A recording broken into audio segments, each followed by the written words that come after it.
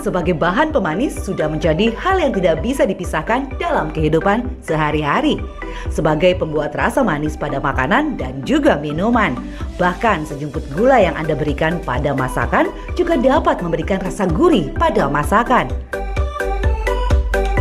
Bagi penderita diabetes tentu harus membatasi konsumsi gula atau makanan manis dan minuman manis. Di segmen kali ini, Dr. Raisa Juanda akan menjelaskan tentang jenis dan manfaat gula bagi kesehatan. Yuk kita simak.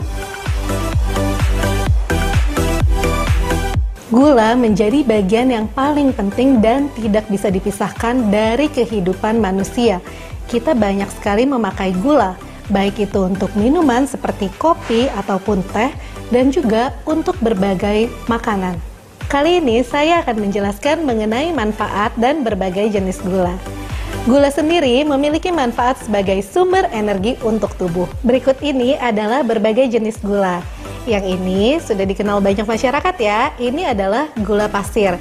Gula pasir ini terbuat dari tebu. Yang ini adalah gula kelapa. Ini terbuat dari nira pohon kelapa. Kita lihat ya, coba kita buka. Nah, ini nih bentuk gula kelapa seperti ini. Oke. Nah, lalu berikutnya adalah gula aren. Kalau gula aren ini terbuat dari nira pohon aren. Lalu yang ini adalah gula batu. Gula batu sebenarnya sama, terbuat dari tebu, tapi dia bentuknya dikristalkan sehingga jadi keras seperti batu. Yang ini adalah gula merah. Gula merah ini juga terbuat dari nira pohon kelapa. Tapi biasanya ada gula merah yang sudah dicampurkan dengan gula putih atau dengan tepung atau dengan ketela. Gula sendiri memiliki manfaat sebagai sumber energi untuk tubuh. Karena gula ini mengandung mayoritas adalah karbohidrat yang sebagai sumber energi atau sumber tenaga. Tapi hati-hati, mengkonsumsi terlalu banyak gula dapat menimbulkan dampak kesehatan yang tidak baik untuk tubuh. Dampak kesehatan yang bisa langsung terlihat adalah yang pertama, kulit jadi jerawatan dan juga wajah jadi tampak tua dan bisa terjadi gangguan konsentrasi saat berpikir. Dan efek jangka panjang dari mengkonsumsi terlalu banyak gula adalah Anda bisa terkena penyakit kronis seperti diabetes, penyakit jantung, gangguan pembuluh darah, ginjal, stroke, hingga obesitas. Dalam satu hari, batasan asupan gula oleh Kemenkes RI hanya dibatasi sebatas 4 sendok makan saja, tidak lebih. Kalau menurut rekomendasi AHA ini membagi berdasarkan jenis kelamin. Jadi batasan gula untuk laki-laki adalah tidak lebih dari 9 sendok teh, untuk perempuan tidak lebih dari 6 sendok teh, dan untuk anak-anak yang berusia 2-18 tahun juga tidak melebihi dari 6 sendok teh. Kita lihat yuk 6 sendok teh itu kurang lebih seberapa. Nah ini untuk gula pasir ya.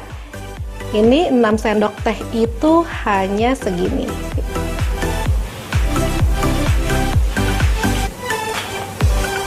Nah, ini adalah batasan harian maksimal untuk perempuan dan anak-anak yang berusia 2-18 tahun.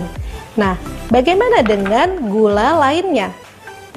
Kalau gula lainnya kan kita susah ya untuk ditakar dengan sendok teh. Nah, ternyata ada batasan gram-gramnya juga. Jadi, untuk laki-laki, batasan gula yang bentuknya keras seperti ini ya, ini hanya 36 gram per harinya. Dan untuk wanita dan anak-anak maksimal hanya 25 gram. Nah, jadi sebelum mengkonsumsi sebaiknya Anda timbang dulu nih pakai timbangan makanan. Jangan lupa gula ini juga terdapat pada bahan makanan siap saji atau bahan makanan yang banyak dijual di pasaran. Sebelum membeli sesuatu, sebaiknya lihat dulu nutrition fact di belakang kemasannya. Berapakah jumlah gula yang terdapat di dalam kemasan tersebut? Dan perlu diingat, gula ini bukan berarti ditulis pasti gula atau sugar loh. ada nama-nama lain dari gula yang perlu Anda ketahui. Seperti misalnya fruktosa, sukrosa, maltosa, high fructose corn syrup, baik itu madu, sirup, dan juga konsentrat sari buah itu juga mengandung gula. Sebagai gambaran, 1 kaleng minuman bersoda itu mengandung 4 sendok makan gula. Nah, tentunya sudah lebih banyak dari kebutuhan gula harian. Anda perlu waspada, karena menurut USDA, asupan gula harian orang Indonesia per kapitanya ternyata bertambah loh. Dari tahun 2018 ke tahun 2019, asupan gula orang Indonesia itu ternyata hanya 12,6 kg. Sedangkan di tahun berikutnya, di tahun 2019 sampai tahun 2020, asupan gula per kapitanya mencapai 13 kg. Nah, jadi hati-hati, terdapat peningkatan konsumsi gula pada orang Indonesia. Waspada terhadap penyakit metabolik yang bisa timbul akibat dampak dari kelebihan gula. Beredar mitos di masyarakat kalau katanya mengonsumsi gula dapat meningkatkan energi. Benarkah? Apa ya kata Dr. Raisa? Fakta atau mitos? Ini fakta. Gula memang merupakan sumber energi utama karena mengandung karbohidrat yang merupakan sumber energi dan sumber tenaga untuk tubuh kita. Mana yang lebih Anda suka? Gula merah atau gula putih ya? Keduanya sama-sama memberikan rasa manis pada makanan ataupun minuman yang Anda konsumsi. Tapi mitosnya, gula merah lebih sehat daripada gula putih. Apa ya kata Dr. Raisa? Fakta atau mitos? Nah, ini ternyata mitos. Jadi, antara gula merah dan gula putih ternyata mengandung kalori yang hampir sama. Tapi kalau kita lihat dari indeks glikemik atau seberapa cepat gula tersebut meningkatkan gula darah di dalam tubuh manusia, memang indeks glikemik gula merah lebih sedikit dibandingkan dengan gula putih. Dari semua gula ini, ternyata yang menempati indeks glikemik paling rendah itu adalah ini, gula aren. Gula aren ini indeks glikemiknya hanya 35, jadi termasuk indeks glikemik rendah. Lalu yang menempati posisi kedua adalah gula merah dan juga gula kelapa. Nah, indeks glikemik dari keduanya adalah 51 atau termasuk indeks glikemik sedang. Dan yang indeks glikemiknya paling tinggi mencapai angka 100 adalah gula pasir dan juga gula batu. Jadi harus hati-hati ya mengkonsumsinya. Nah, kalau kita lihat dari sisi kalori, ternyata kalorinya semuanya ini hampir sama. Tapi memang yang paling rendah adalah gula aren. Gula aren ini per 100 gramnya hanya 350 kalori. Sedangkan gula lainnya bisa mencapai 370 sampai 400 kalori. Tapi kita harus melihat juga nih manfaat dari gula aren.